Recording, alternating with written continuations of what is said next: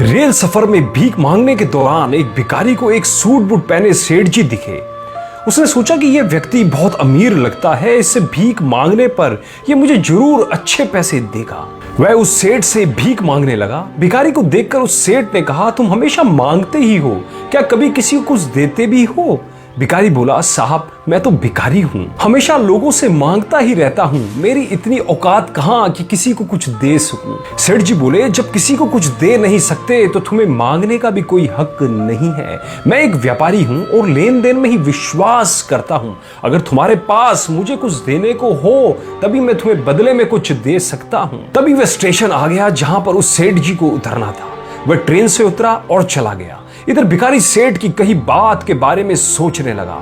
सेठ के द्वारा कही गई बात उस भिखारी के दिल में उतर गई। वह सोचने लगा कि शायद मुझे भीख में अधिक पैसे इसलिए नहीं मिलता क्योंकि मैं उसके बदले में किसी को कुछ दे नहीं पाता हूँ, लेकिन मैं तो भिखारी हूँ, किसी को कुछ देने के लायक भी नहीं हूँ। लेकिन कब तक मैं लोगों को बिना कुछ दिए केवल मांगता ही रहूंगा? बहुत सोचने के बाद भिखारी ने निर्णय किया कि जो भी व्यक्ति उसे भीख देगा तो उसके बदले में वह भी उस व्यक्ति को कुछ देगा। लेकिन अब उसके दिमाग में यह प्रश्न चल रहा था कि वह खुद भिखारी है तो भीख के बदले में वह दूसरों को क्या दे सकता है।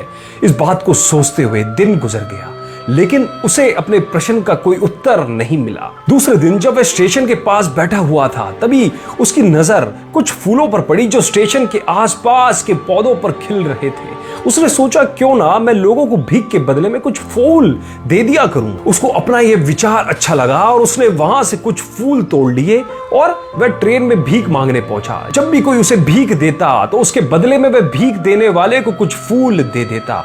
उन फूलों को लेकर वह लोग खुश होकर अपने पास रख लेते। अब भिखारी रोज फूल तोड़ता और भीख के बदले में उन फूलों को लोगों में बांट दिया करता।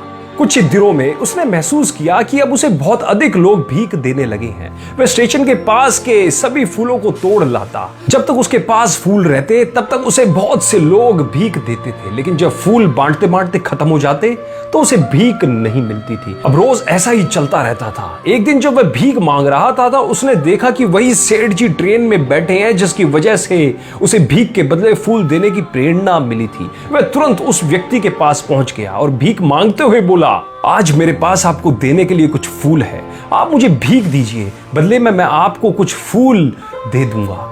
सेठ ने उसे भीख के रूप में कुछ पैसे दे दिए और भिखारी ने कुछ फूल उसे दे दिए। उस सेठ को यह बात बहुत पसंद आई। सेठ, वाह क्या बात है, आज तुम भी मेरी तरह एक व्यापारी बन गए। इतना कहकर फूल लेकर वह सेठ स्टेशन पर उतर गया। लेकिन उस सेठ द्वारा कही गई बात एक बार फिर से उस भिखारी के दिल में उतर गई। वह बार बार उस सेठ के द्वारा कही गई बात के बारे में सोचने लगा और बहुत खुश होने लगा। उसकी आंखें अब चमकने लगी थी। उसे लगने लगा कि अब उसके हाथ सफलता की वह चाबी लग गई है जिसके द्वारा वह अपने जीवन को बदल सकता है। वह तुरंत ट्रेन से नीचे उतरा और उत्साहित होकर बहुत तेज आवाज में ऊपर आसमान की ओर देख के बोला, मैं भिखारी नहीं हूं, मैं तो एक व्यापारी हूं। मैं भी उस सेठ जैसा बन सकता हूं, मैं भी अमीर बन सकता हूं। लोगों ने उसे देखा तो सोचा कि शायद यह भिखारी पागल हो गया है। अगले दिन से वह भिखारी उस स्टेशन पर फिर कभी नहीं दिखा। एक वर्ष बाद इसी स्टेशन पर दो व्यक्ति सूट बूट पहने हुए यात्रा कर रहे थे। दोनों ने एक दूसरे को देखा तो उनमें से एक ने दूसरे से हाथ मिलाया और कहा, क्या आपने मुझे पहचाना? सेठ जी, नहीं तो, शायद हम लोग पहली बार मिल रहे हैं। भिखारी ने कहा, सेठ जी आप याद कीजिए, हम पहली बार नहीं बल्कि तीसरी बार मिल रहे हैं। सेठ जी, मुझे याद नहीं आ रहा, वैसे हम पहले 2 बार कब और कहां मिले थे?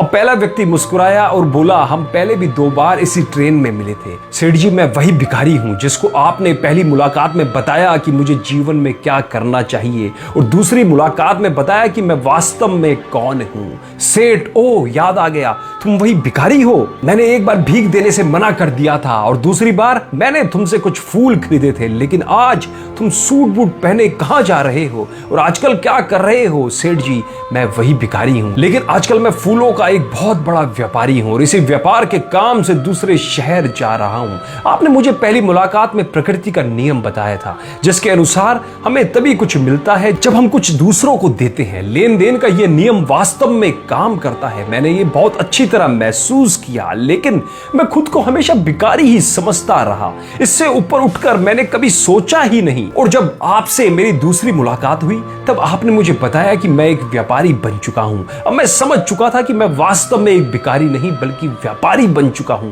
मैंने समझ लिया था कि लोग मुझे इतनी भीख क्यों दे रहे हैं, क्योंकि वे मुझे भीख नहीं दे रहे थे बल्कि उन फूलों का मूल्य चुका रहे थे। सभी लोग मेरे फूल खरीद रहे थे क्योंकि इससे सस्ते फूल उन्हें कहां मिलते। मैं लोगों की नजरों में एक छोटा व्यापारी था, लेकिन मैं अपनी नजरों में एक भिखारी ही था। आपके बताने पर मुझे समझ आ गया कि मैं एक छोटा व्यापारी हूं। मैंने ट्रेन में फूल बांटने से जो पैसे इकट्ठे किए थे उनसे बहुत से फूल खरीदे और फूलों का व्यापारी बन गया। यहाँ के लोगों को फूल बहुत पसंद है और उसकी इस पसंद ने मुझे आज फूलों का एक बहुत बड़ा व्यापारी बना दिया।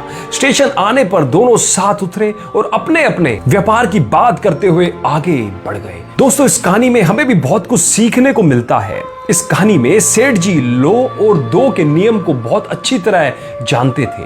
दुनिया के सभी बड़े व्यापारी पूंजीपति इस नियम का पालन करके ही बड़े हुए हैं। तो दोस्तों, यदि आपको भी अपनी फील्ड में सक्सेस होना है, यदि आप जो भी कार्य कर रहे हैं उसमें आपको सफलता प्राप्त करनी है, तो हमेशा ये सिद्धांत को अपनाओ कि सामने वाले को आप क्या दे सकते हैं। अगर आप उसे अच्छा देंगे तो अवश्य निश्चित तौर पे आपको कुछ अच्छा ही मिलेगा।